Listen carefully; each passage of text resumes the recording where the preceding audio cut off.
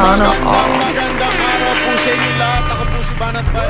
Mga kababayan, matindi ho itong balita natin na ito sa mga banateros ha. Kasi po ano ito? Nangingialam na ba Amerika sa atin? Naku, hindi maganda ito. Ito po ba ay pakikialam, pagkokontrol sa atin at bakit nila inaalam? Anong meron dito? Naku po, mga banateros ha. Hanggang ano ba, talagang tuta na ba talaga tayo ng Amerikano? Sa bagay, yung ako pong presidente, tuta ng Amerikano, wala na tayo magagawa. Hanggang yung mga nasa baba, puro mga tuta. Alam mo mga kababayan, hindi ko talaga gusto to. Galit ako sa ganito, yung colonial mentality na talagang hanggang ngayon pa ba? Hanggang ngayon pa ba? Sa kasaysayan natin, ganyan na nangyari. Diyan nagalit si General Luna Pinakikialaman tayo ng Amerika sa lahat ng mga bagay. At tayo para tayong asong ulul na isang sit. Uupo. Di ba? Play dead. Higa. Di ba? Sana kung totoo. Hindi ganun Para tayong para tayong aso na ewan ko, hindi ako natutuwa, naiinis ako, nabibuisit ako. Baka sabihin na naman yan, pro-China ka, ulul! China, hindi ako papayag na tayo ay tuta at hindi naman nila ugaling manuta Ang China, alam mo, may napanood nga ako isang Amerikano na nagsabi na parang bagang tanong, kailan nakipagdigmaan ng Amerika, kailan nanakop, Amerika suloy, ang China, kailan nanakop? Sabi nung isang Amerikano. Ang sagot ng interviewer, wala. Totoo naman.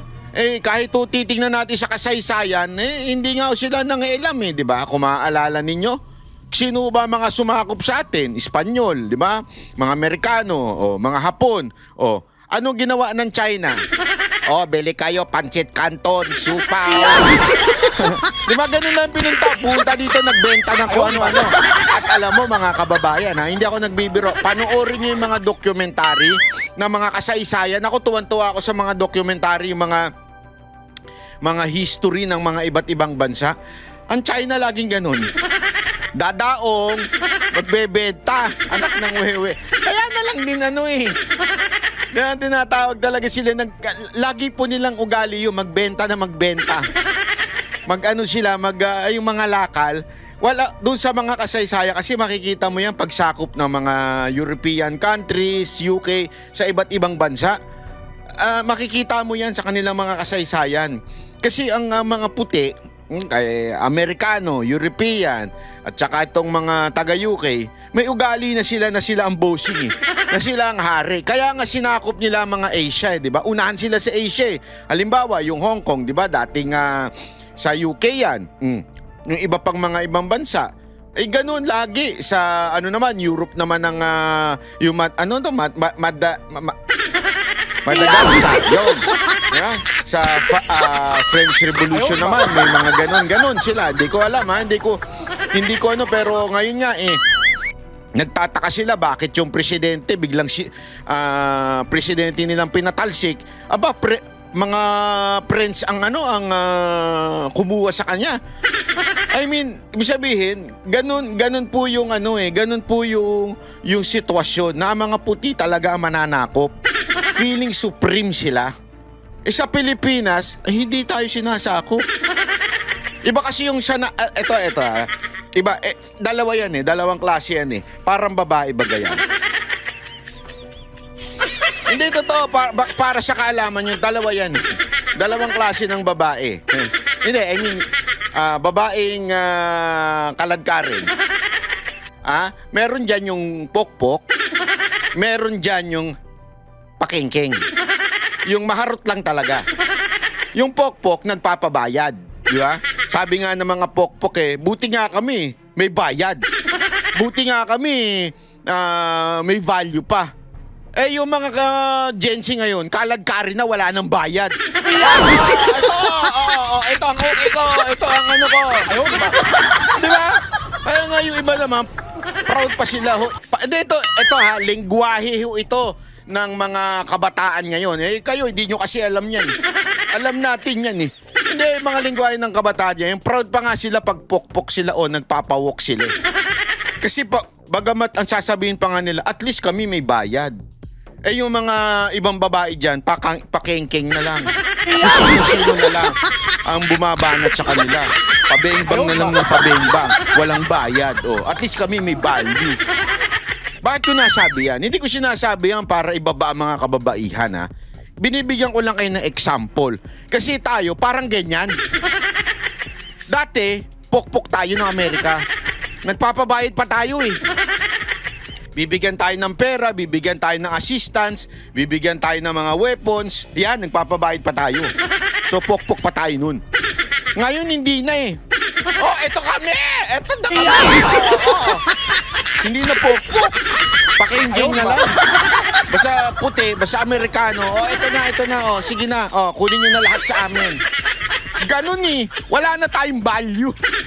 Eh, hindi ko naman sinabi maging pokpok, ha? Pero ang sinasabi lang natin dito, bakit ganun ang sitwasyon natin sa Pilipinas, di ba? Basta puti, okay na, kahit anong gawin nyo sa amin, oh, ito, mga base militar, oh. Sige, palitan na natin yung term, EDCA. Ayaw nila ng base militar, eh. EDCA. Oh, libre na lahat, oh. Asa na yung dangal natin, mga kababayan? Asa na yung pinaglaban ng ating mga bayani? Di ba? Lumaban, namatay ang ating mga bayani for the independence of our country. Until now, we are not free from these countries. Why? Diba? Bakit ko naman nasabi? Eto nga mga kababayan, mga banateros, ha? Mismo yung US Embassy, hindi na nahiya, pumunta sa ICI. At eto ang paliwanag nila, ha? Imaginein mo, isa kang diplomat, US Embassy ka, diba? Sinasamba ng Pinoy yan eh. Oy, ginagawa nga tayong alila niyan eh. Gusto mo punta sa bayan namin? O, patunayan mo, uuwi ka. Na, gusto mo ng US visa? Patunayan mo, uuwi ka. Patunayan mo, nakarapat dapat ka sa bansa namin. Pero ang tawag nila sa atin, brother. Hindi, kasi halimbawa, si utol ko, si Coach Oli eh. Oy, nagsasabi dyan na ba't di ko daw kamukha, mas pogi daw sa akin yun. Mas pogi sa akin yun pero mas yummy ako. Si Coach Oli, di ba? Pwede ko bang sabihin sa kanya kung sakasakaling pupunta siya sa aking kubol, sabihin ko, mag-apply ka muna ng visa. Hindi, pero kabatid kita, mag-apply ka muna. O kaya sabihin naman niya ako, sa akin, uy, punta ka naman sa bahay. Dalawin naman mo itong mga aso dito. Pero mag-apply ka muna ng visa bago ka pumunta dito. Hindi, di ba? Ang sasabihin lang niya, mag-abiso ka lang kasi baka wala ako dyan. Ganun lang eh, di ba? Oh, iyon eh, kasi brother eh. Eh tayo, brother daw tayo ng Amerika. Pero, ang tanungan kagad, yan gagawin mo dito. Siyempre in English. What do you do? What will you do? Okay. So what's your work? You have money? If you don't have money, don't go here. Oh, di ba? Are you capable of living in America? Akala mo naman kayaman eh, di ba? Alam mo, ito sa US Embassy dyan, pantay-pantay ang tao. Mayaman, milyonaryo, talagang pantay-pantay pumipila dyan. Ganon tayo ewan ko ba kung matatawag ba nating pagpapaalila sa atin yan o para bagang sobrang pagbaw naman natin sa bansa na yan. Ako kasi mga kababayan, ako, aminado naman ako. Nag-apply ako na US visa o Amerika, baka naman tanggalin ninyo, ha? Although, kaya lang naman ako pumunta doon kasi yung, di ba, naalala nyo, nabigyan tayo ng Gawad America ng award. Uy, palakpakan. Sa bilang isang vlogger. Nabigyan tayo ng award. Kaya ako pumunta dyan. Nag-apply ako na US visa. Alam mo, nung nandun ako, nadudurog yung puso ko. Sabi ko, bakit ganito? Bakit tayo ganito ang para bagang sinasamba natin ng Amerika? Tapos tayo parang kailangan maglumuhod para makakuha at makapunta lang sa bayan nila. Tapos makikita ko ito. Kaya sumama ang loob ko nung napanood ko itong balita na to. Sabi ko, bakit? I mean, di ba po, supposedly the foreigners or the other foreign countries should not meddle with our politics. Yan ang dapat eh. But why are they going there? Because they're just asking for something? O they are inquiring about something? Bakit? Ako ba, pag pumunta ako dyan, ganyan na salubong nyo? Ako, Pilipino, ganyan ba sasalubong sa akin? At papayagan nyo ba akong mag-inquire sa inyo bilang mamamayang Pilipino? Hindi. Diba? Bakit sila ganyan? Dahil lang ang tanong ko. Kami bang mamamayang Pilipino kung sakasakaling umingi kami na, wow, pwede ba kami pumunta dyan para magtanong sa inyo? Bibigyan nyo ba kami ng pass para makausap kayo? Hindi. Pipila kami parang mga tanga. Hindi nga pipili, baka denied ka agad eh. Di ba? Pero bakit sila para bagang, hindi, importante kayo. Meron tayong dito, red carpet. O, panoorin nyo to.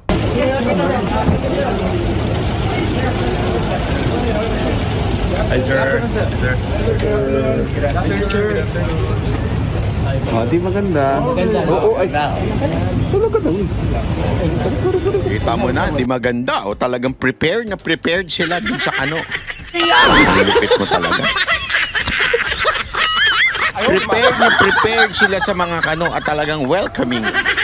Ang lupit nyo talaga. Makikitabi na tayo. Okay. Now, this afternoon, an official from the U.S. Embassy in the person of Michael Keller, who is an acting deputy chief of mission, went to visit the ICI. Why? Because the U.S. Embassy was basically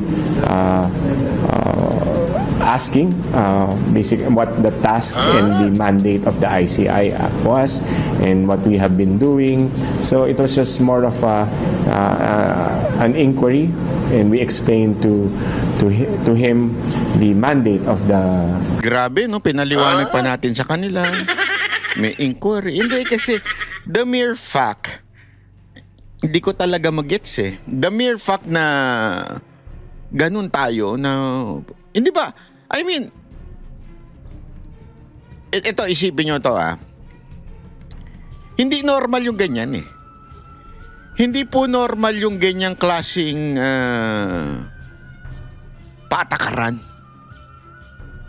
Kasi if they want something, they would pass through the right channel o yung protocol. DFA, tapos siyempre DFA, makakausapin ng presidente. Eto, dapat the president should be the one doing it, di ba? Kung gusto mo mag-inquire about my people, sa akin ka dumaan. Di ba? I mean, ganito yan eh. Para bagang ethics yan eh. Di ba? Kunwari, merong halimbawa, ako di ba, manager tayo ng isang grupo, isang entertainer, artist. May problema halimbawa yung artist ko doon sa isang nakasabay nila na artist. Yeah? Hindi ko papayagang kumprontahin ng artist ko yung artist nila. O di kaya halimbawa, yung artist ko may problema doon sa management na pinagsoshowan namin. Hindi, yung mga artist ko, may ethics yan, meron niyang professionalism. Hindi yan dediretso doon sa management nung pinagsoshowan naming bar. At sasabihin nila, ay ganito. Hindi. Dadaan yan sa akin.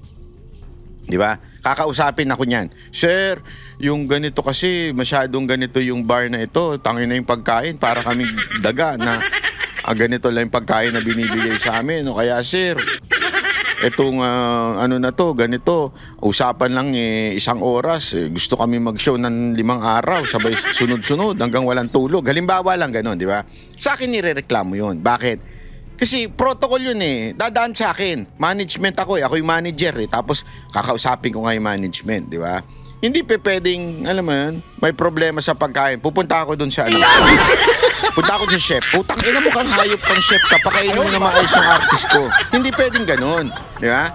O kaya doon sa waiter. Hindi pwede. Kailangan dumaan ako sa proper channel. Di ba? Parang ganun to eh. Dapat sana kung merong inquiry yung US, wala namang problema. Walang problema yun. Okay? ang nakakapagtaka, bakit dumidiretso sa ICI? I mean, parang may mali eh. Di ba? Kayo, isulat nyo nga dyan sa baba kung ano yung mali. Kasi mali para sa akin to. Hindi to tama. Ito'y pakingialam na sa ating political process. Even if sabihin nilang inquiry. I mean, the US Embassy can inquire through the proper channel. Through DFA or through the President. Di ba? Pwedeng ganun eh. Pero dediretso ka sa ICI. Ewan ko I'm not saying mali ang Amerika dito. The possible thing na nang happen ay humingi sila ng sa DFA at itong DFA kinausap naman yung presidente at yung presidente natin, sabi nga ni VP Sara Duterte, medyo walang ginagawa, tamad. Sige, pa kung kayo, bahala kayo dyan, puntaan mo na. Busy akong kakaano dito. Di ba? Pwedeng ganun eh. Ang nangyari, hindi kasalanan ng Amerika. Ito'y kasalanan natin. Bakit natin hinahayaan ng ganito? Kasi kunwari ako, pinadalan ako na sulat ng US Embassy. Halimbawa, ICI chairman ako, pinadalan ako na sulat. Ang sagot ko, we would gladly accept your inquiry, accept your concerns, ganyan-ganyan. But please go to the proper channel so that ganyan-ganyan, magpapalusot ka na lang. Daan ka sa proper channel. Ibig sabihin, dumaan ka sa tamang protocol. Hindi yung basta-basta ka pupunta ka dito. Mag-inquire ka. Ano ka? Sino ka? Parang ganun eh, di ba? Ako kaya, punta kaya akong dire-diretso dyan. Sabihin ko, ay, putang ina nyo. Ano meron dito? Halimbawa lang, dire-diretso ako doon. Pwede ko ba sabihin yun? O kaya, sige, hindi na ako magmumura.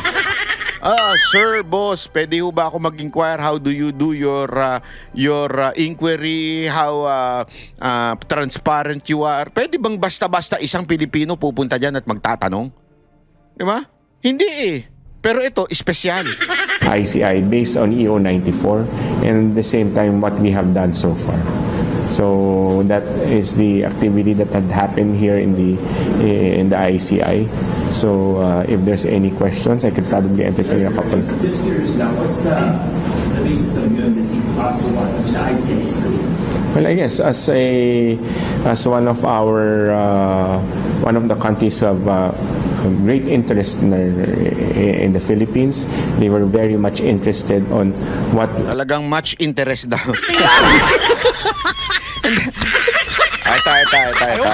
Bigyan ko kayo ng halimbawa. Ha? Ito kasi walang pumapalag eh. Pansinin niyo, walang pumapalag sa sa mga media eh. Pero imaginein mo, same approach. China. Ang China na embassy ang pumunta dyan. Pustahan tayo, kaliwat kanan ng batikos dyan, no? Kaliwat kanan ng babatikos dyan. Tangina, nakikialaman China, pinanghihimasok ang China, pumapasok ang China. Pero pag US, okay lang.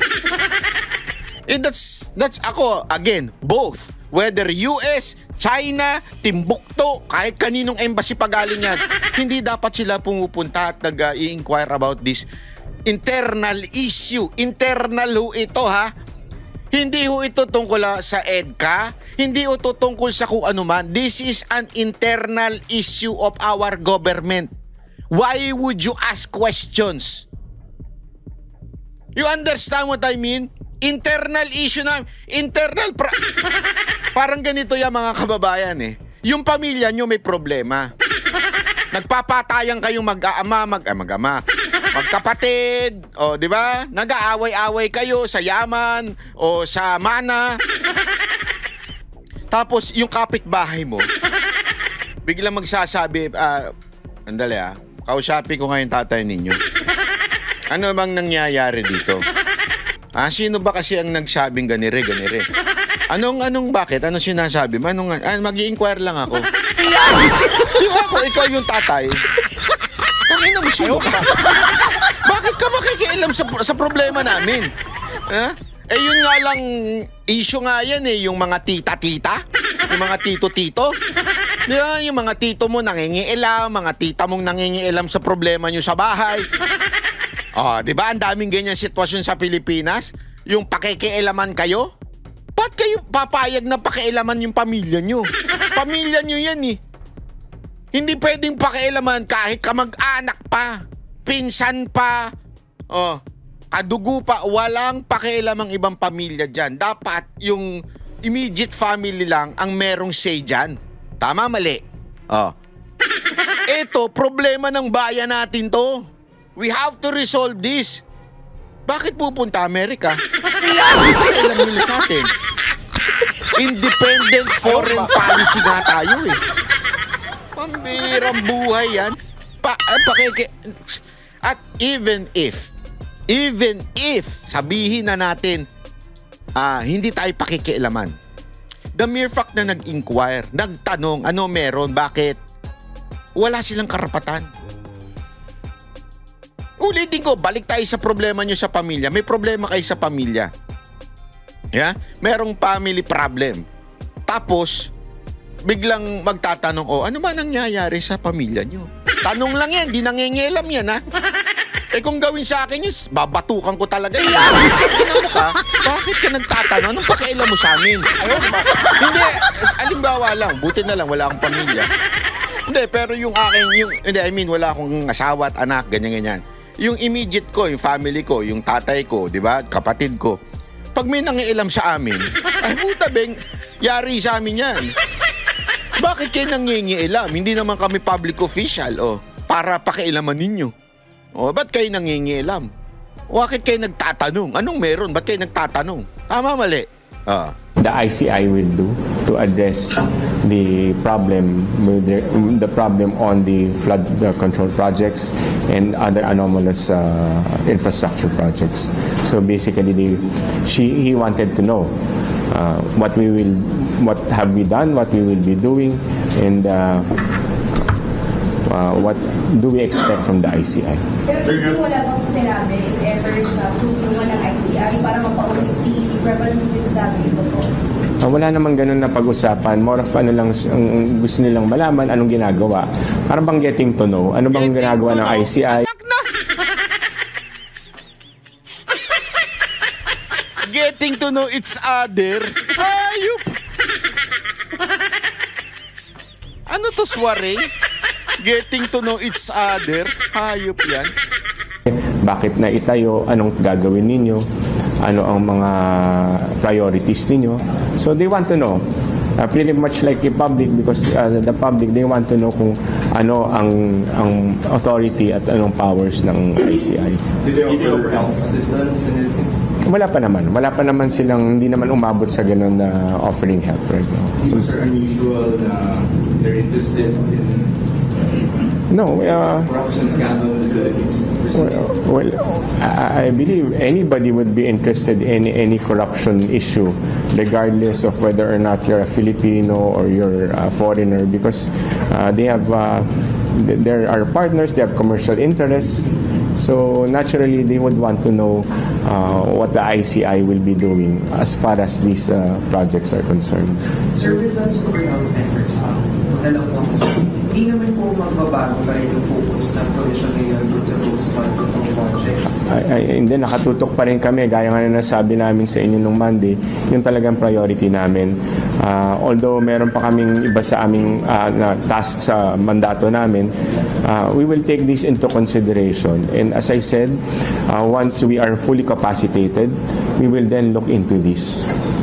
But sa ngayon kasi wala pa naman silang nakukompletong investigasyon, hindi pa nga nila na-file yung kanilang report sa amin. So siguro pagka dumating na yung mga reports na yan and meron na kaming sufficient capacity to look into this matter, we will do so. Pero in the meantime, dun pa rin tayo. Yung pa rin yung natin, game plan natin dun sa 420 ghost projects, 21 ghost projects. Pero hindi ba siya parang malaking challenge sa inyo? Kasi parang malawak yung kailangan investigahan. Makaka-apekto ba ito sa bilis ng investigasyon sa project? At talaga naman, alam na natin yan, no? Nung Lunes pa lang, sinabi na natin yung nakuha nating unang inventaryo ng DPWH na sa 238,200 infrastructure projects to. No? Kita naman natin, napakalaki nun. Para ma-audit at ma-inspect natin lahat yun, makita natin kung may problema nga yung mga yun. Hinati-hati natin, sinala natin. to fit kung ano bang kapasidad ng ICI ngayon. So as we are getting more capacitated, meaning mas parami ng mga tao, mas nagkakaroon ng sistema, mas nagkakaroon ng direksyon ng investigasyon ng ICI, dahan-dahan naman machichip natin yung kailangan natin gawin na malaking trabaho. Pero unti-unti yan, we are determined to finish it, but it will take time. But it's a daunting task, mahirap nga yan, pero kailangan natin gawin. Kailangan natin gawin dahil... Ito pa ha, ipapakita ko sa inyo. Alam mo kasi malaking problema talaga itong nangyayari sa ICI eh. Itong tao na ito, itong congressman na ito, may mga bagay ako na hindi sinasang-ayunan dito sa mama na ito kasi may pagkaano ito eh. Ewan ko ba, minsan na may makakaliwa rin ng diskarte nito eh. Pero may punto siya dito. Kasi nga sabi ko nga sa inyo eh, we are not looking at the person. Di ba? Pag tayo nagkomento, nag-judge tayo sa isang tao, hindi natin tinitingnan yung tao. Ang tinitingnan natin yung ginagawa niya o yung sinasabi niya. Ito, mukhang may tama ho siya dito eh. Na sa sinabi niyang ito, tama sa akin ito eh. Ayon ako sa kanya dito. Okay, sige. Magandang umaga po sa mga kaibigan natin sa media at sa lahat po na nakakapanood ng presser na ito. Kaninang umaga po ay nagsumite tayo ng letter, urgent appeal to the Independent Commission for Infrastructure na i-live stream yung kanilang lahat na mga proceedings na ginagawa patungkol sa anomalous and ghost na mga flood control projects. Alam niyo po kasi marami nagtatanong eh, bakit parang tinatago? Yun. Bakit may parang pinagtatakpan dito sa... Di ba yan na nga po yung ating sinasabi no isang araw pa? Na parang tinatarantado lang tayo ng ICI. Bakit nakatago? At yan, hindi ako sentimento ko lang yan. Mismo yung sentimento at pahayag, statement po ng INC, yan din po. Dapat po transparent, in public. Kasi una, kaduda-duda na nga. Why? Marami nagdududa na si Romualdez hindi gumagalaw ng mag-isa yan. Hindi niya kayang galawin. Remember, the budget comes from the President. It ends with the President. So ibig sabihin, dadaan talaga sa Presidente yung pinaka-corrupt na budget sa noong 2025. So ibig sabihin, President Romualdez, meron na ngang pagdududa doon. Magpinsan pa yung dalawang yun. Magdududa na tanga tayo doon. Sino man na-create ng ICI? Di ba yung Presidente?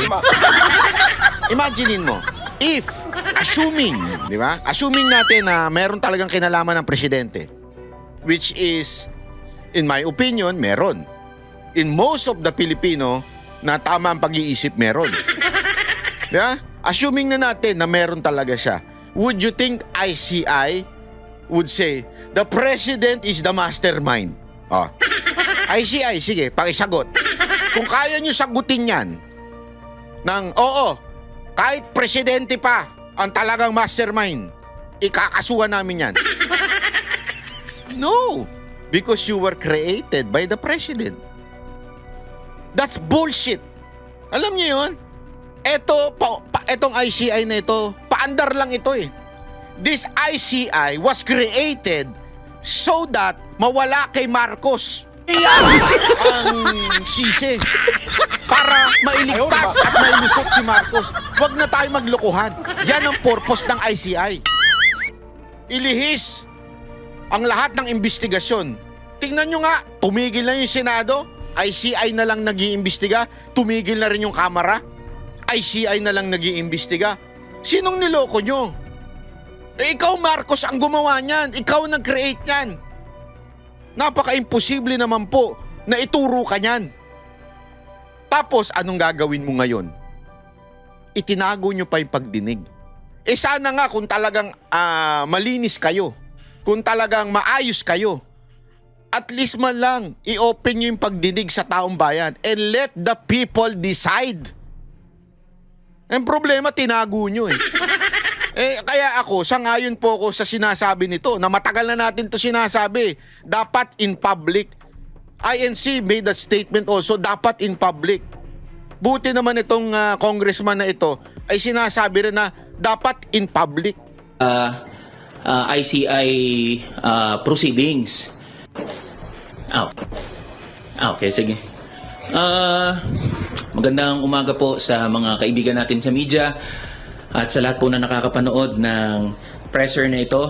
Kaninang umaga po ay nagsumite tayo ng letter, urgent appeal to the Independent Commission for Infrastructure na i-live stream yung kanilang lahat na mga proceedings na ginagawa patungkol sa anomalous and ghost na mga flood control projects. Alam niyo po kasi marami nagtatanong bakit parang tinatago? Bakit may parang pinagtatakpan dito sa ICI proceedings? Una, hindi naman yan korte. Correct. Na dumidinig sa mga That's a good point Kasi baka sabihin na iba, bakit sa court? Hindi, iba kasi dun Sa court kasi, di ba meron yung parang sinasabing bawal i-discuss yung merits ng kaso. Kasi nga, para, alam mo yun, to protect the integrity of the judges na pag lumabas sa social media yan, it will influence the judge or it will influence sa ibang bansa, juror, di ba? Kaya nga, binagbabawal yan. Yan yung court. This is not a court. Malinaw, ang ganda nung sinabi niyang yun. O, di ba? At individual o pribado na mga kaso. Yan ay binuo upang pag-usapan at talakayin yung kagimbal-gimbal nga na anomalous and ghost flood control projects. At ang pinag-uusapan natin dito, daang bilyong piso. Correct. And probably trillions of pesos. Maganda yun. With that magnitude of public resources involved, usapin niya ng public interest. Malinaw na nakasulat sa ating saligang batas, public office is a public trust. At itong daang bilyong piso ay hindi biro. Pera natin yan, pera ng mga manggagawa, pera ng mga ordinaryong Pilipino yan, at nararapat lang na malaman ng bawat isa kung ano yung pinag-uusapan doon sa ICI hearings. Kahit ako nga, hindi ko alam kung ano yung nangyayari doon Paano pa kaya yung mga ordinaryo ng mga manggagawa at mga Pilipino? At gusto rin natin malaman, halimbawa, binanggit ng ICI, wala pa daw sila na nakikita na posibleng link o koneksyon ng mga politiko o ng mga public officials. Alam mo, hahanga ako sa'yo kung babanggitin mo si Romualdez. Hindi, sa totoo lang. Hindi kasi, alam mo, itong tao na ito, matagal ko na ito nakikita sa TikTok at bilib ako sa kanya kasi dahil doon nanalo siyang congressman. At yung paulit-ulit niyang manggagawa, nung panahon na siya ay TikToker, observe nyo. Yung pala gagamitin niyang party list. Kamanggagawa party list ba yun? O manggagawa party list. Ang galing ng packaging niya Ibig sabihin, marunong tong batang to. Ang tawag niyang packaging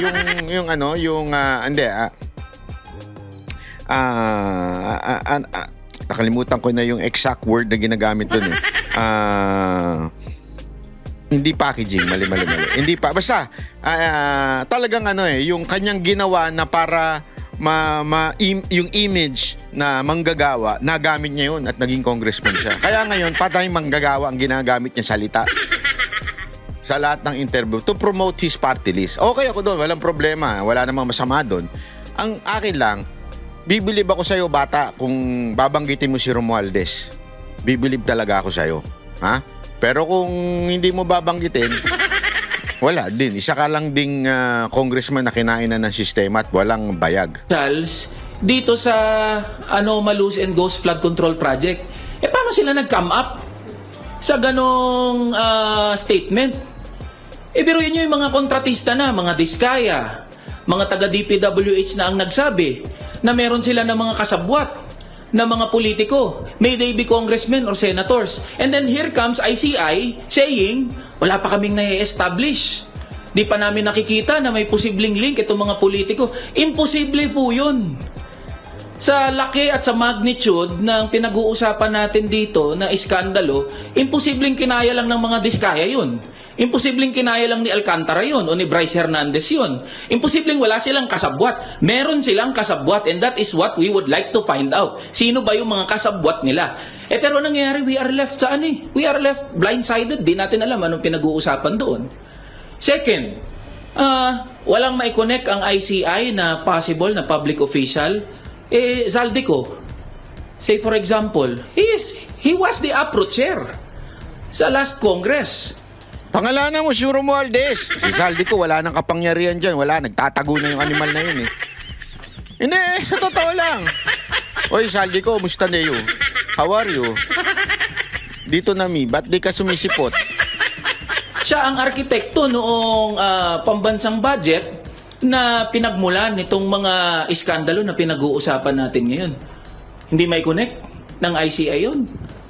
And take note, under oath yung sinasabi ng mga kontratista at ng lahat ng sangkot dito sa Anomalous and Ghost Flood Control Project. Second, sunod dyan, halimbawa, usapin na the possibility of former Speaker Martin Romualdez as state witness. Paano nag-come up doon? Diba? Ano ba pinag-uusapan? Ano yung mga tinatanong doon sa ICI hearings? We would like to find out. Ngayon, kung mananatili ang ICI, Medyo may pitik na yun. Konti pa lang. Konting bayag pa. na sarado sa publiko, hindi natin masisisi ang mga Pilipino na pagdudahan at mawalan ng interes, mawalan ng tiwala sa proceedings ng Independent Commission for Infrastructure. Mali ata yung pagkaintindi ng ICI sa salitang independent. When you say independent, dapat impartial. Hindi independent na kayo-kayo lang yung nag-uusap dyan sa ICI. Yun. Dapat lahat tayo involved dyan. Yun. And that is what we would like to, we are appealing to the ICI na i-live stream nyo ho Yun. ang mga proceedings, mga hearings. Gusto naming malaman anong pinag-uusapan nyo dyan. Yun. Gustong malaman ng mga manggagawa at ordinaryong Pilipino kung papaano yung takbo ng ICI hearings. So yan yung rason kung bakit tayo pumunta kanina sa ICI. Pangalawa, nag-file tayo ngayon ng authorizing the Secretary. Ayan. So, yan po yung agree po ako dyan, ha? Alam mo, mga kababayan, ito pa, ha? Ito nga yung hindi ko maintindihan, eh. Kaya, ang konklusyon natin, tangina, tinatarantado na lang tayo ng gobyerno to. Tinatarantado lang tayo ng gobyerno to.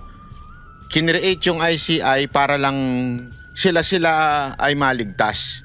It's not really para mahanap yung salarin. Ito po ay para talaga sila may maligtas. Ya? Kaya ito, panoorin niyo po ito, ha. Ang ganda po ng punto nito kasi parang oo nga naman. Bakit ganun?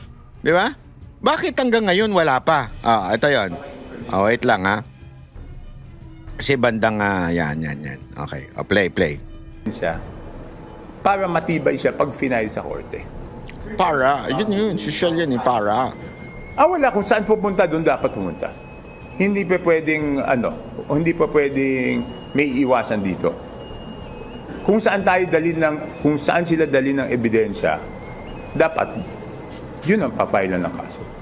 The rest of being repetitive, si Representative Ko, nagpa-contempt petition na sila. Pero ang call niyo was to cancel the past. Yes, no, okay. This I will be very clear, no, and I hope those in charge in government, especially the DFA, hears this loud and clear. Yan, ano Okay. yan? Ang sentimiento ng taong bayan, hindi nila tatanggapin na hindi mapabalik si Zaldico dito. Yan. Dapat naiintindihan yan ng mga may kapangyarihan na pabalikin siya. Tama. Kasi pag dumating sa punto, Na? wag naman sana, Na ano? nasabihin na kailangan na siyang pabalikin at hindi siya mapabalik. Bakit? Huwag natin subukan yung pasensya ng tao. Sa tingin ko, doon na talagang magagalit ang taong bayan. Alam mo, ngayon pa lang galit na kami. Galit na ako eh. Ngayon pa lang galit na ako. Tangina, pagkakalaban nila, ang bilis kansilahin ng passport. Ang bilis ng mga talaga nga namang they will do everything. Nakita natin yan kay Pastor Kibuloy, putang inang yan. Lahat gagawin nila basta gipitin yung mama kasi alam nilang konektado kay Pangulong Duterte. Ito na nga lang the thing that we cannot imagine, which is kidnapin ang ating dating Pangulong Duterte. Na talaga nun, haka-haka lang yan. Ang bilis nilang ginawa ng paraan yan. Mantakin mo, nadala nila ng walang passport ang dating Pangulong Duterte at ang kanyang mga kasamahan. Nadala nila yan. Sabi nga, if there's a will, there's a way. Pag gusto, may paraan. Pag ayaw, napakaraming palusot o dahilan. Di ba? Ito we are in a urgent matter. Bakit? Kasi baka mamaya, pag kinansela na natin yung passport ngayon, tapos, bakit ba kasi kakanselahin yung passport? Kasi pwedeng kanselahin yung passport, tapos i-report na. Kasi kaliwat kanan naman na lumalabas kung nasaan si Zaldico Tapos i-report natin doon sa bansa na yon through diplomatic way. Kausapin natin yung bansa na yon. Oh, eto, nagnakaw ito sa amin. Oh, eto, marami ng ebidensya na mayroong katarantaduang ginawa to sa bahay namin. Kinansila na namin ng passport. I-ano nyo na. Pauwiin nyo na. Hulihin nyo na dyan. Pauwiin nyo na dito kasi i-deport nyo na dito kasi wala ng passport yan. Diba? Di sana ganun kabilis. Putang ina. Inaantay ninyo magkaroon ng passport Inaantay ninyo magkaroon ng ibang passport. Bagamat ang dating nito, parang ganito ginagawa ng gobyerno Natin parang sinasabi nila na, shh, bilisan mo, kumuha ka na ng passport kasi kakanselahin na namin yan in the future. Bilisan mo na, kumuha ka na ng passport, bayaran mo na, mayaman ka naman, bilyong-bilyong pera mo. Kumuha ka na ng ibang passport. Para pag kinansela namin yan, wala, hindi ka na mapapauwi dito. Ligtas na yung amo mo. Ligtas na yung Diyos natin. Na si Marcos. Parang ganun ang dating Kasi ito, it will really connect kung sino yung dapat i-connect. Pero sasabihin nila, may kasalanan. Again hindi tayo ang naghusga dito. Sila ang nagkaso dyan. Sila ang nag-reveal na merong talagang mga ghost project yan. Sila ang nag-reveal yan. Si Marcos mismo naglista ng kanyang construction company. So ibig sabihin, alam naman ng gobyerno na ito na merong pagkakamali itong maman to. Na merong katarantaduhan itong si Zaldico. Bakit ang tagal kanselahin ng passport? They're giving him a chance to get a different passport. O to run away. O we do not know what else kung ano ang gusto niyan. Kasi may mga ganyan For your info may mga passport na nabibili. I-google nyo sa YouTube. May mga passport kang pwedeng bilhin sa pamamagitan ng pagbayad or di kaya pagbili ng property na putya baryang-barya yun sa kanya. Siguro, yung proseso, tumatakbo na ngayon. Bakit ayaw kanselahin? Sabi nga ni Tiangco, pag hindi na pauwi yan, huwag nyo nang antayin magalit ang taong bayan. Galit na po kami. High blood na po si Banatbay. Ang tagal na Ang tagal na nitong usapang flood control project na to hanggang ngayon. Yung mga pinklawan na, tatay na sila. Ikulong na yan. Ikulong na yan. Artista ng bayan. Lumalaban. Ikulong na yan. Ikulong kita. Hirap na yung mga ulol Bakit hirap na hirap? May papaliwanag ko sa inyo kung ba't hirap na hirap. Hirap na silang iiwas Hindi nga sila makapangalan Hirap na sa artista ng bayan, lumalaban, ikulong na yan. Ikulong para mga ulol Hanggang ngayon hindi makapangalan.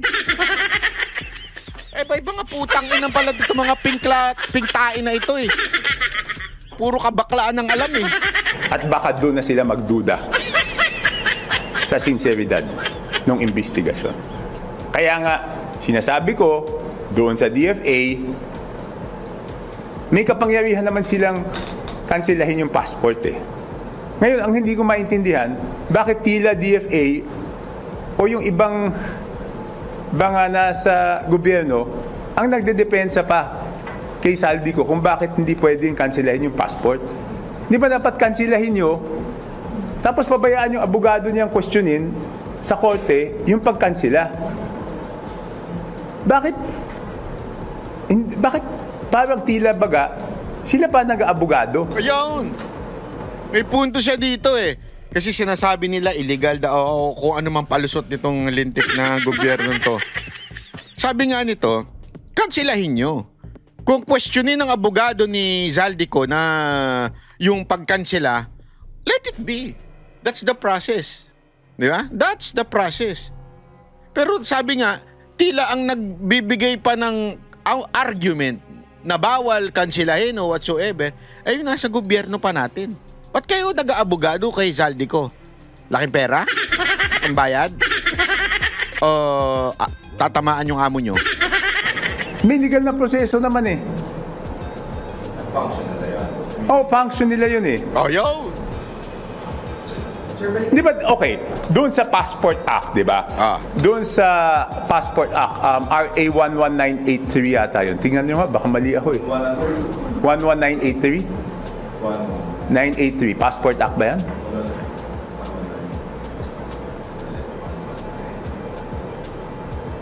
So sir, anong tingin niyo? Bakit parang meron kang hindi Oh, tama. Passport Act. O yan. Ayan. Section 4 o Section 5? Section 4. Nahandyan yung grounds. Tingnan natin kung matalos pa yung memory natin. At least doon sa R8, tama tayo.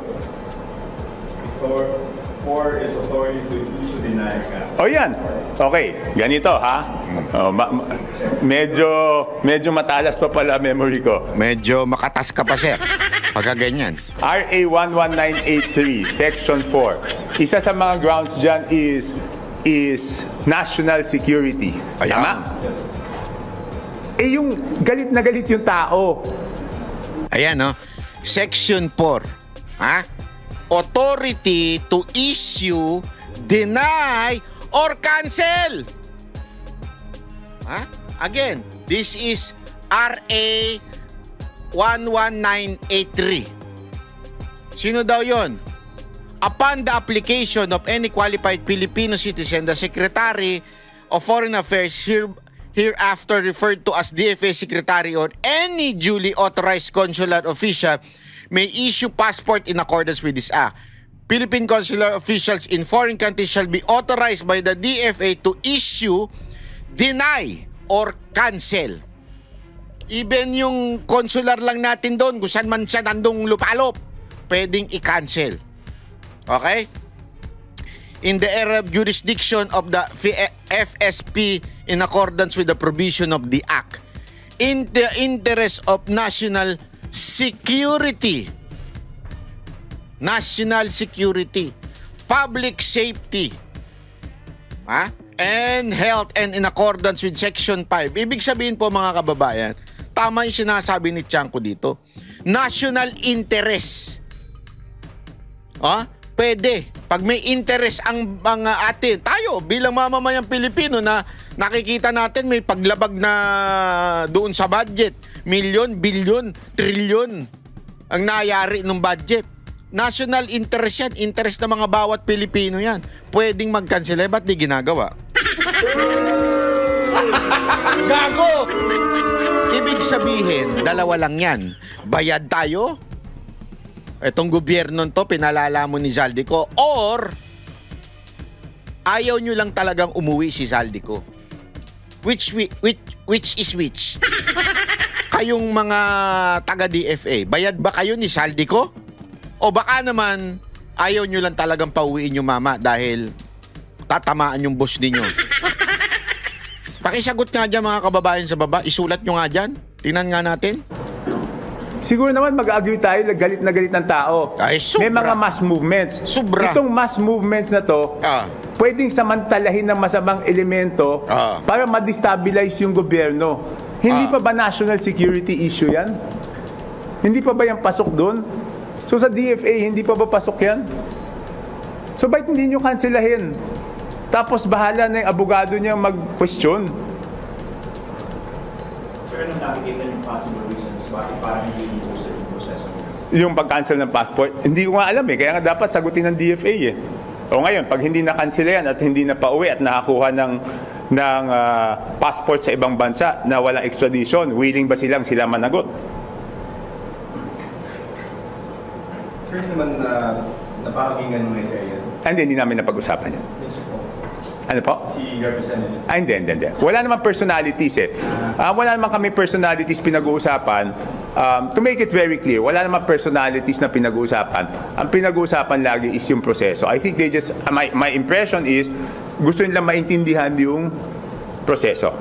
I mean, Yung buong proseso, paano nagsisimula, paano yung mga posibleng siyempre naman sila nag-iimbestiga, hindi naman na i-disclose sa akin kung ano yung hinahanap na ebidensya, di ba? Hindi. Sir, balikan ko lang po yung integrity. Kasi as you said, the ICI's integrity. But I think parang there's a public uproar right now. So yun po malinaw po yun. Alam mo kasi mga kababayan, sana anuhin natin ito mga banateros. Tutukan natin ito. Bakit ba natin gustong kansilahin? Dahil ba galit lang tayo? Hindi. Gusto natin kansilahin para umuwi siya dito. Malaman natin sino ba talaga. Imposible kasing gumalaw ka mag-isa eh. Tandaan mo, kasi ito yung mga, bakit si Zaldico, siya yung nasa small committee na sinasabi pa, matagal nang sinasabi ni Tiangco. May mga kasamaan siya dyan. Hindi ko nga maintindihan, bakit ayaw mo umuwi? Ayaw mo ma-question. Ayaw mo matanong ka. Ayaw mo magpaliwanag. Ba't ayaw mo? Ganun lang kasimple. I mean, hindi ka naman ikukulong kagad. Kakasuhan ka pa lang. So, ibig sabihin, guilty ka na. Yun ba ibig sabihin nun? Diba? Pag tatago mo, guilty ka na. Ganun ba ibig sabihin nun? Ako nang tatanong lang sa'yo, Zaldico. Ang tinatanong naman natin dito, kini-question natin dito, itong putang inang gobyerno to walang ginagawa. Bakit hindi nyo kansilahin? Bakit ang bagal ninyong kansilahin? Ano meron? Ha? Magagalit sa inyo yung mga kabataan.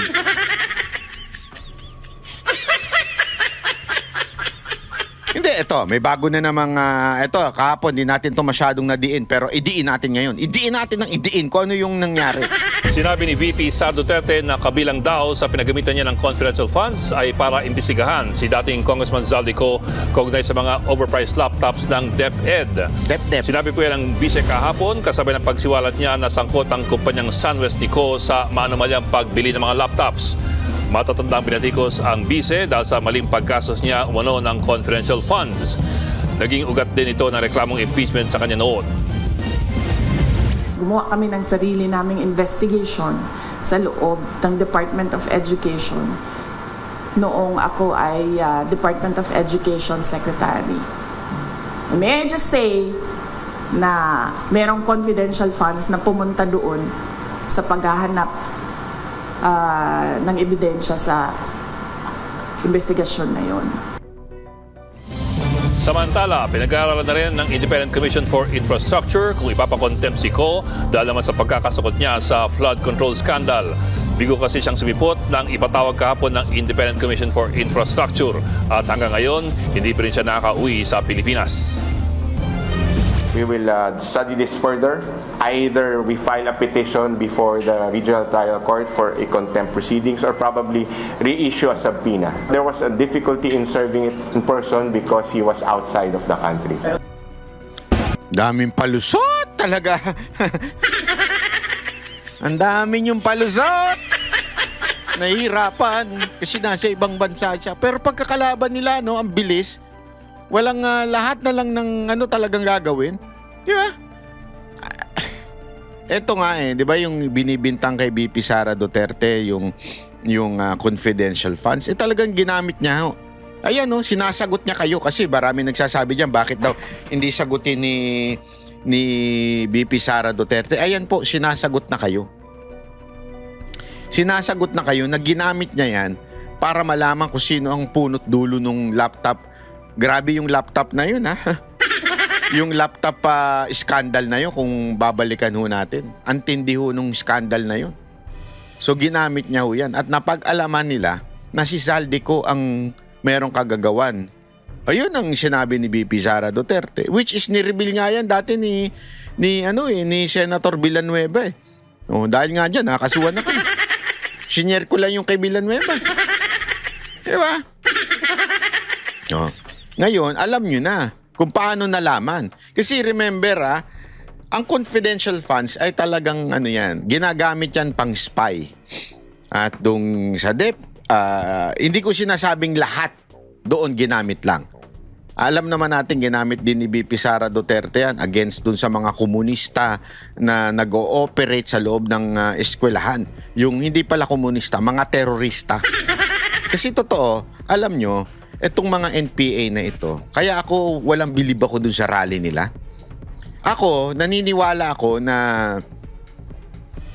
yung mga kabataan, wala silang kasalanan Sila ay nadadala lang.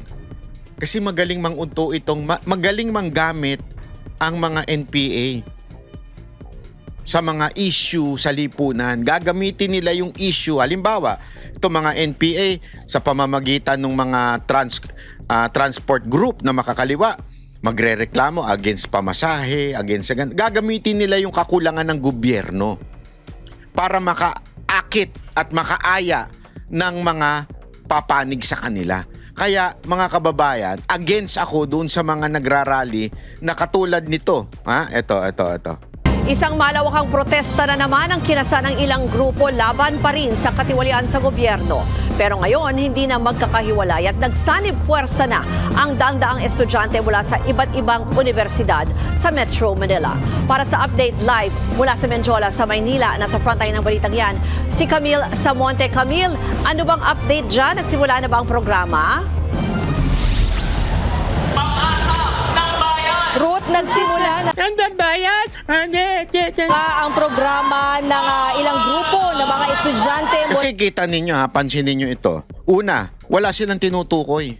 Pangalawa, kung may tutukuyin man sila, tingnan nyo yung mga comment section. Ano sasabihin nila? Si Sara Duterte, mga Duterte, Senator Bongo, lahat ng Duterte Alliance. Kaya nga mismo si Corina Sanchez, napanood ko sa isang tinanong niya yung mga kasama niya, bakit ang nauna si Senator Bongo? At saka anong kinaugnayan ni Senator Bongo? Ito isipin nyo to Ang focus ng mga putang inang mga NPA na yan, ang focus nila, tirahin sila Bongo, si VP Sara Duterte. Imagine niyo ano bang problema doon kay Bongo? Yung kapatid niya at saka at saka yung kanyang tatay ay kontraktor. O ano pakialam niya doon? Yung negosyo na yun, noon pa yun. Hindi lang ngayon yun. Noon pa yun. Matagal na. Hindi pa politiko si SBG noon, si Senator Bongo. Nandyan na yan, existing na yan. Pero, etong mga NPA na ito, hindi nila kine-question yung mga congressman mismo na kontraktor. Sila mismo. Hindi tatay, hindi kapatid. Sila mismo. Pero ang focus nila sa mga Duterte at kay Bongo at saka yung mga kaalyado pa. Doon makikita mo talaga na may iba silang motibo. Una yan, hindi nila mapangalanan yung mga talagang mastermind. Bakit? Kasi nga ginagamit lang nila. Hindi nila mapangalanan at maidiin ng todo si Romualdez. Bakit? Baka tanggalan sila. Alam mo na. Pag tinanggal yung financing nila sa kamera, wala na sila magagamit sa bundok. Kaya hindi nila talaga madiin si Romualdez. Pinipitik-pitik minsan ng mga kasama nila doon, pero diyan laging sigaw, ikulong. Ikulong ang manok, baboy, sino ikukulong? Hindi nyo masabi. Tapos, yung mga kabataan naman, kasi minsan ang mga kabataan natin sa Pilipinas, ligaw yan. Marami sa kabataan natin. Eto, real talk to. Marami sa kabataan natin kasi kulang sa pagmamahal, kulang sa aruga ng magulang. Bakit? Yung mga magulang nila, gago rin. May mga kabit din yung tatay, yung mga nanay, pariwara din. Kaya sila mga kulang sa pagmamahal. May problema sa bahay. Kaya tuloy, nagwawala. Hindi, ganyan naman eh. Kita natin yan kaliwat kanan eh. Yung magulang nila walang kwenta. Di ba? Tapos biglang ngayon ilalabas nila sa karsada yung kanilang galit sa mga magulang nila. Ganyan ang nangyayari. Di ba? So, ano ibig ko sabihin? Ginagamit yung mga kabataan nitong mga NPA na to. Nagpaparami sila ngayon. Pag nagrarally na sila, titingnan nila sino ba mga aktibo dito. Yan, kukumbinsihin natin yan. Anuhin natin yan. Kasi ganyan ang ginawa sa akin noon at saka si Kay Mocha noon. Nagkamali kasi yung nagre-recruit sa amin. Patalino kami. Hindi, totoo. Ako, sabi ko nga sa inyo, aso ko. Anong aso? Malakas ang pangamoy ko. Pag alam kong tatarantaduhin ako, pantakin mo. Yan eh, inaya kami, sige, barkadahan. Araw-araw, pinupuntahan kami sa show, ganyan. Para kumbinsin, kwentuhan, tungkol sa problema, sa lipunan. Ang unang approach pa nga niya, gusto niya makipagtulungan sa mga Duterte. So, dinaya kami dun sa UP, yung mga bakwit. Tapos, ipinasyal kami, ito ang nangyayari, parang concern sila sa bayan. Di, siyempre ako, observe lang ako. Akala naman niya, maloloko niya ako. Observe ako, yan. Tapos nung mga tinanong ko na yung mga bakwit doon, walang alam. Binitbit lang sila galing sa bundok. At binabantayan ako. Hindi ako basta-basta pwedeng magtanong. Sabi ko, kaya pala hindi makasagot ito mga ito. Yeah? Tapos hanggang eventually, uy, sabi ba naman sa akin, iniimbitahan ka? Saan ka iniimbitahan? Sa Davao City. Wow, sabi ko, Davao City. Saan? Doon sa yung headquarters ng NPA. Sa kanilang anniversary. Huwag ka mag-alala, Davao City naman yun. Pero hindi pala Davao City yun. Aakit ka sa bundok. Ganun. Pupunta ka doon. Akala niya mauto niya ako. Hindi. Madami kong koneksyon eh. Madami kong koneksyon sa Intel. Tinanong ko kagad. Sabi ko, ano ba ito? Di niya alam yun. Tapos hanggang inireveal sa akin yung istorya. Ganyan ang style nila para mag-recruit. Tinanong sa akin. Akala niya, mauuto niya ako. Ang problema, yung mga kabataan, ganyan. Uto-uto. Totoo. Gagamitin nila yan. Rally, laban sa mga korap. Tapos, sila, para mga talent manager yan. Ano na sila, gahanap sila, mag-aay sila ng mga leader. Sino ba yung mukhang merong passion dito, yung may passionate na ipaglaban ng bayan, kukunin nila yun. Kasi, again, when emotions are high, intelligence, is low, mababa. So yung hahanapin nila yung galit na galit, yung mga passionate na mga kabataan na usually kinukuha nila dyan magaganda at pogi para mas makakapag-recruit. Kaya mga kababayan, yung mga magulang, ingatan nyo yung anak nyo sumali sa mga ganyan. Hindi legit yan. Hindi legit yan. Nagre-recruit lang sila sa NPA. Naghahanap lang sila ng makikita at maaay na ito, pwede itong ipasok, ma-emotional to. Gagamitin natin yung laban sa korupsyon para ma-recruit natin. Ganyan yung mga NPA. Kaya galit na galit sa akin mga NPA. Kasi binubuking ko sila. Tanongin nyo sa LTF-LCAC. Tanong ninyo sa NICA. Ganyan na ganyan ang style nila. Alam yan, alam mo ba, ako mismo nakita ko yun sa dami ng kanilang mga groups. As in, front. Legal front. Pero sa totoo lang, recruiting front yun. Going to the NPA. You wanna know? Ask ka, Eric. Ask NTF-LCAC. Ano nga ako ngayon kasi dati ayos ang takbuhin ng NTF-LCAC. Ngayon wala na. Hindi. Laban pa rin naman sila sa NPA. Kaya lang yung boses nila mahina na. Hindi na sila makapagsalita. Kasi nga itong gobyerno to, hindi naman sila ganun kasuportado unlike nung panahon ni Pangulong Duterte. Kaya I have panawagan. Meron akong panawagan sa inyo. Lalo na sa mga militar. Itong panawagan na ito, it is not to incite sedition or to rebel against the government. No. I am totally against it. Always. Even if I ask for Marcos to resign, I am against any form of rebellion. Rebellion comes from Satan. So I will not ever go with that kind of call. Pero ako nananawagan ako sa inyo.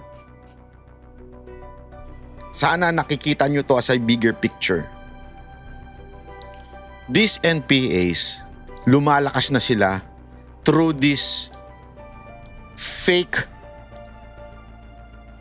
love of the country or fake anti-corruption rallies. And I know, kayong mga sundalo, alam nyo yan. Kayong nasa intelligence ng AFP, alam nyo yan. They are using this quote-unquote anti-corruption rally to recruit students. Huwag niyong hayaan lumala ito. You have to intercede. You have to do something about this. Why? It is your legal definition or legal protector kayo ng ating konstitusyon. You are protector of the people, AFP. Kaya kailangan kayong makialam na. Makialam, hindi pabagsakin si Marcos Again, hindi pabagsakin, hindi yun. Makialam na kayo sa ganito. Lalala ng lalala ito. Sinasabi ko na sa inyo, AFP, lalala ng lalala ito. Gagamitin ito ng mga NPA to recruit mga ralistang estudyante. Huwag nyo hayaan nito, AFP. Parang awa nyo na. Baka mamulat na lang tayo, rebelde na mga Pilipino. Lumakas sobra ang ganyang klaseng quote-unquote anti-corruption Gen Z. Hindi totoo yan eh. Fake yan. Alam nyo yan. Alam nyo kung sino ang korap sa Pilipinas. At yun dapat sana ang pinabababa natin. Pero hindi eh. Ginagamit ito ng mga NPA. Hindi nga nila madiretso kung sino eh. Ginagamit ito ng mga NPA para makapag-recruit. Parang awa nyo na AFP, do your job. This is your job. Protect the people. Protect the people from these NPAs. Protect these people from this rebelde in the schools, in the university. Protect us. Parang awa nyo na. I am calling sa mga AFP. Tulungan nyo kami. Yung mga kabataan natin, nare-recruit na. Parang awa nyo na. Do something about this. Maraming salamat po. Ako po si Banat Bay.